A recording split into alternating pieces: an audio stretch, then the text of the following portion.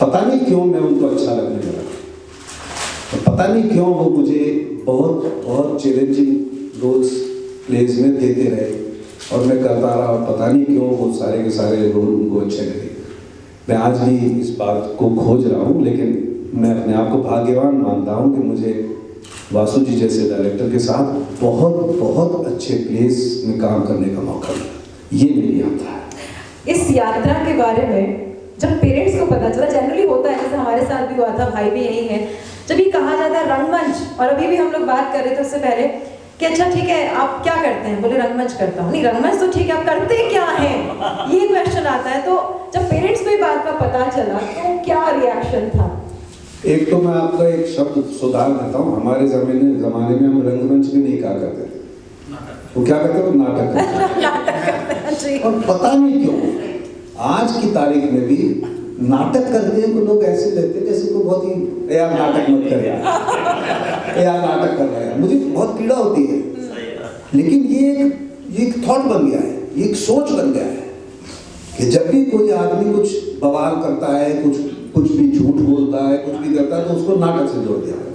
अब हमसे जब कोई पूछता था क्या करते हो, तो हमने कहा नाटक करते हैं, क्योंकि रंगमंच हमारे समझ में नहीं आता, रंगमंच हमारे वोकैबुलरी में ही नहीं था। ये बाद में जाकर के शुरू हुआ कि दर्शन जो कर रहे हो रंगमंच है, हम रंगकर्मी हैं, ये तो हमको समझ में नहीं आता था। हम तो ड्रामेबाज कहलाते थे, नाटक करते।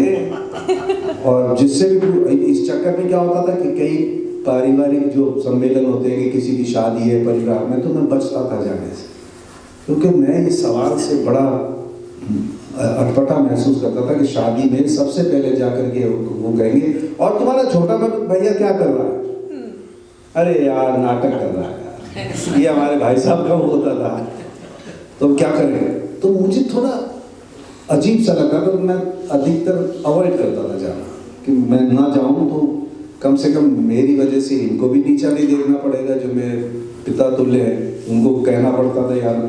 आज मैं जब सोचता हूँ तो शायद वो सही थे, क्योंकि उस जमाने में 71-72 बनियों के खानदान में, मतलब ये कैसे यार अच्छा वाला बिजनेस है, अच्छी वाली बात है, सब कुछ है। अच्छा मेरे ब्रदर ने ये कह दिया था कि भैया मेरी मदर को किसको, मेरे ब्रदर की दुकान थी त्रिपोलिया बाजार में, आतिश गेट के बिल्कुल सामने। तो मेरी मदर कहते जाके भाई के पास जरा 2-4 घंटा तो बैठा करो।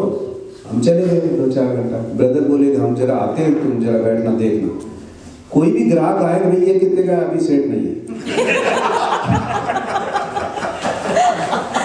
अब दुकान का जो मुनीम था तो वो देखता था, उसने भाई साहब को कहा होगा, हमारे भाई साहब ने मदर को कहा कि भाई इसको तू दुकान पे मत भेजा कर, इसको रुपया 18 जो खर्चा है वो मैं वैसे ही दे दिया करूँगा, और उल्टा मेरे धंधे का नुकसान होता है।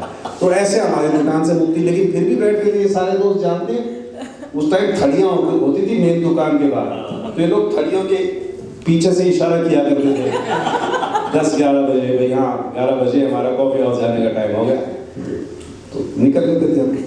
तो ये सारा सब कुछ हमने भी झेला, जो आज भी एक दुर्भाग्य है कि रंगकर्मी को थोड़ा सा झेलना पड़ता है, लेकिन ये झेल करके ही आगे बढ़ सकते हैं, कुछ ना कुछ होता है। एग्जैक्टली।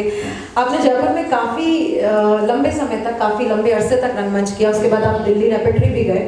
आपको कब लगा कि मुझे मुंबई का रुख करना है? क्योंकि जहाँ तक आपके और मेरी कई बार बात हुई, आप रंगमंच के प्रति हमेशा से जुझारू रहे हैं, रंगमंच के प्रति आपका एक अलग ही असीम प्रेम है।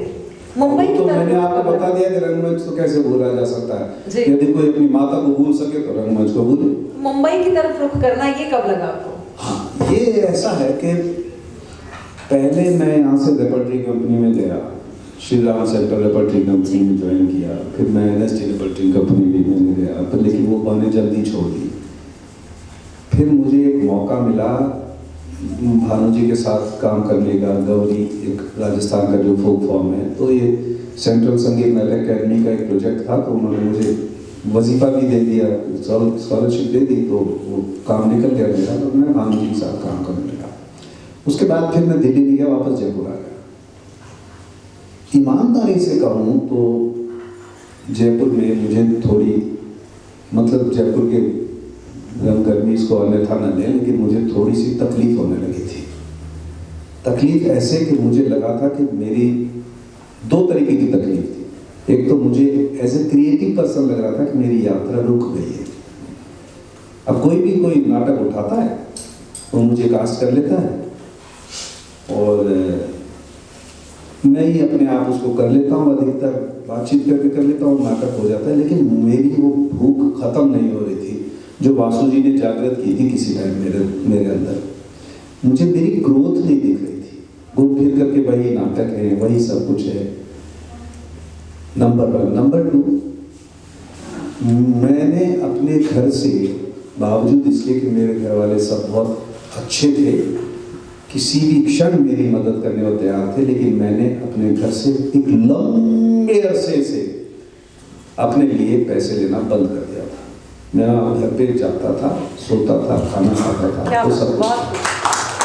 लेकिन मुझे लगा कि मुझे क्या हक है, इस भाई ने मेरा बाप बन के मुझे बड़ा कर दिया, खिलाया पिलाया, रिष्ट पुष्ट कर दिया, पढ़ाया लिखाया, इसके बाद ये भी झेल रहा है कि मैं कुछ कमा नहीं रहा हूँ, इनकी कोई मदद नहीं कर रहा हूँ, तो क्या मुझे ये हक है कि मैं इनसे अपने खर्चे के लिए पैसा लूँ? मैं तो सिगरेट भी पीनी है, मुझे तो कॉफ़ी भी पीनी है, मुझे तो नाटक भी करना है, और मैं इनसे पैसे ले रहा हूँ, तो कहीं मैं पैरासाइट तो नहीं?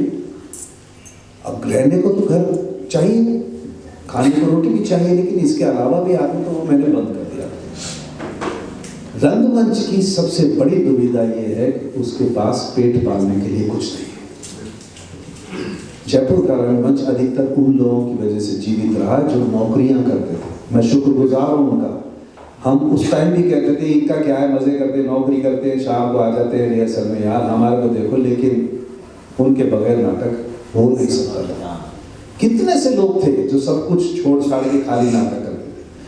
तो जयपुर का ही नहीं, हिंदुस्तान के सब हिंदी रंगकर्मियों का ये हश्र है कि जो लोग आय का जरिया कुछ और जिनके पास था, वो जब नाटक करते थे तो बाकी के कुछ लोग जो सिर्फ नाटक करते थे वो भी पल जाते थे। पल जाते थे इन द सेंस कि अगर वो लोग साथ नहीं होते तो फिर, क्योंकि हम एक कम्युनिटी आर्ट में, पेंटर हो तो अपने घर में पेंटिंग कर ले, सिंगर हो तो अपने घर में रियाज कर ले, मैं क्या करूं? मुझे तो लोग चाहिए नाटक करने के लिए। ये उन लोगों का, और यकीन मानिए जो लोग सर्विस करते थे वो हमें इस तरह भी पालते थे कि हमारा कॉफी पीने का और हमारा सिगरेट पीने का और बाद में शाम को भी ख्याल रखते थे। यार ये तो बेचारे कर नहीं सकते, तो ये बहुत बड़ी बात है।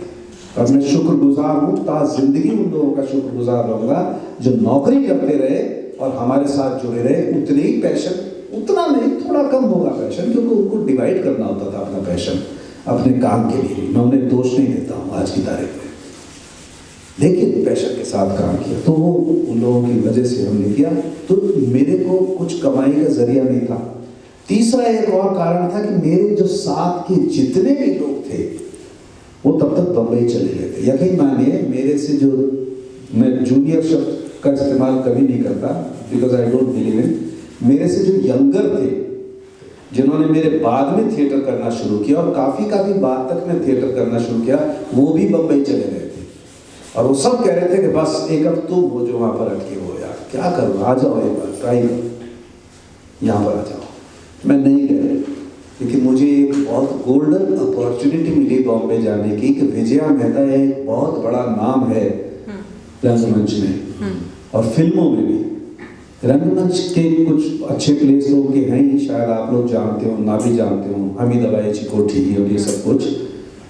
लेकिन फिल्मों में भी, जैसे पेस्टन जी उनकी फिल्म थी, ये सारे बहुत बड़े डायरेक्टर हैं, एनसीपीए की भी डायरेक्टर रही है वो एक सीरीज बना रहे थे। वो सीरीज का नाम था लाइफ लाइन, और उन दिनों सिर्फ दूरदर्शन हुआ करता था।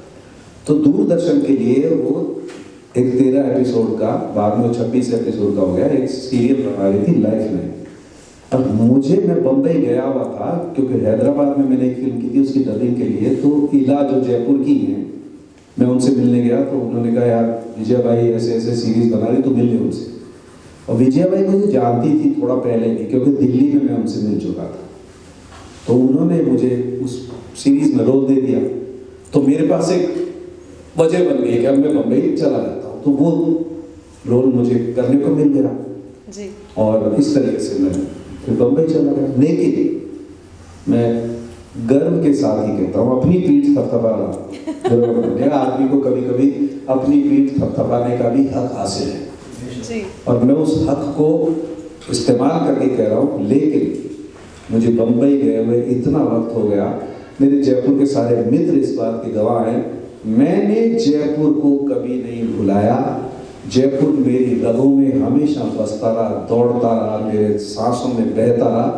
इसी वजह से मैं बम्बई में टिक पाया। जो कुछ भी आज हूँ, जो कुछ भी किया है, वो जयपुर के रंगमंच की वजह से। सर, आपको कब लगा कि अब आप टिक गए हैं? क्योंकि आपने लाइफ लाइन, भारत एक खोज, ऐसे कई सीरीज किए, फिल्में भी की। आपको कब लगा कि अब आप मुंबई में टिक गए हैं, या यूं कहिए कि स्टैब्लिश हो गए हैं? मतलब कौन से ब्रेक के बाद में? कोई भी कहीं टिकता नहीं है। जी जी। लाइफ इज फ्लोइंग, और अगर आप टिक गए तो आप मर गए। क्या बात, बहुत बहुत। तो मैं आज भी नहीं सोचता हूँ कि मैं बम्बई में टिक गया जी। हाँ, एक तरीके से स्थूल रूप से अपन माने तो टिकने का मतलब ये है कि मुझे वहां काम मिलना शुरू हो गया था। भाग्यवान हूँ, पता नहीं क्यों पता नहीं, मेरा लाइफ लाइन सीरीज हिट हो गया और पता नहीं क्यों लोगों ने मुझे उसमें पसंद नहीं किया। पता नहीं क्यों। और अचानक एक व्यक्ति जो हिंदी नॉवेल्स को करने के लिए, एक शब्द होता है विख्यात, मैं उसको रिप्लेस करता हूँ कुख्यात। उसने सबसे पहला सीरियल बनाया राग दरबारी, और उसमें गवाया भीमसेन जोशी से। अब आप उसका पागलपन समझ लीजिए। उस व्यक्ति ने पता नहीं क्यों मुझे बुलाया, और अचानक शरद बाबू की एक नॉवल चरित्रहीन, उसमें उसने मुझे एक रोल दे दिया, और वो पूरा का पूरा सीरीज कैलकाटा और कैलकाटा के आसपास ही शूट हुआ है, क्योंकि बंगाली परिवेश का था। और पता नहीं क्यों उसने अकेले मुझे ही बंबई से बुलाया, बाकी सारी कास्ट कलकत्ता की। पता नहीं। जयपुर राजस्थान का रंगमंच दौड़ रहा था, इसलिए। वाह, क्या बात है। तो उसके बाद फिर उस व्यक्ति ने एक और सीरीज बनाई, शेष कृष्ण। और यकीन मानिए, इस बार सबसे बड़ा पता नहीं क्यों है कि पता नहीं क्यों उसने शेष प्रश्न में, अगर आप में से किसी ने वो नॉवल पढ़ा है तो मैं उसके फिजिकली बिल्कुल फिट नहीं हूँ। शेष प्रश्न में एक आशु बाबू हैं जो अगर 100 पेज की नॉवल है तो 75 पेज में आशु बाबू है। इतना बड़ा कैरेक्टर है, और वो ऐसा है, बिल्कुल स्थूल का है, मोटा, लंबी दाढ़ी, जैसे रविंद्रनाथ टैगोर की दाढ़ी है, और बिल्कुल मोटा। और पता नहीं क्यों उसने वो रोल मुझे दे दिया। उसने कहा मैं पेट पे वो बनवा दूंगा, फॉर्म का पेट बनवा दूंगा, सब कुछ कर। मैं थाइस भी बनाई उसने, पेट पे भी बनाया, लेकिन रोल मुझे आप ही से करवाना। पता नहीं क्यों। बहुत बड़ा प्रश्न है, पता नहीं। और उसमें जयपुर के और भी दोस्त थे मेरे, इरफान खान थे उसमें, उसमें आरिफ जफरानिया थे, बहुत अच्छे रहे। जयपुर के एक और दूसरे मेरे दोस्त थे, यूसुफ खुर्रम, वो थे। जयपुर के ही जयरूप, हमने अजय राज जयरूप, वो भी थे उसमें। ये सब थे, और हमने आगरा में शूटिंग की उसकी, तो ये भी मिल गया। और पता नहीं क्यों वो सीरीज भी लोगों को पसंद आई, और ऐसे फिर मेरी पहचान होती रही लोगों से, जान पहचान, क्योंकि दिल्ली में भी था रवि केमू, वहाँ पर कास्टिंग डायरेक्टर थे, श्याम बाबू के यहाँ पर जब भारत एक खोज बन रहा था, और सारे थिएटर के लोग ही थे। अब मेरे साथ ऐसा है कि मैंने एनएसडी का ग्रेजुएशन नहीं किया है, एनएसडी स्कूल में नहीं गया हूँ, लेकिन यकीन मानिए पता नहीं क्यों एनएसडी के जितने भी लोग हैं वो मुझसे ये पूछते हैं कि तुमने किस साल में पास किया। नहीं क्यों? और मैं उनसे कहता हूँ नहीं यार, मैं स्कूल में नहीं था। अच्छा, अरे, और बाद वाले तो पूछते भी नहीं, उन्होंने तो मान ही बैठा है कि एनएसडी में।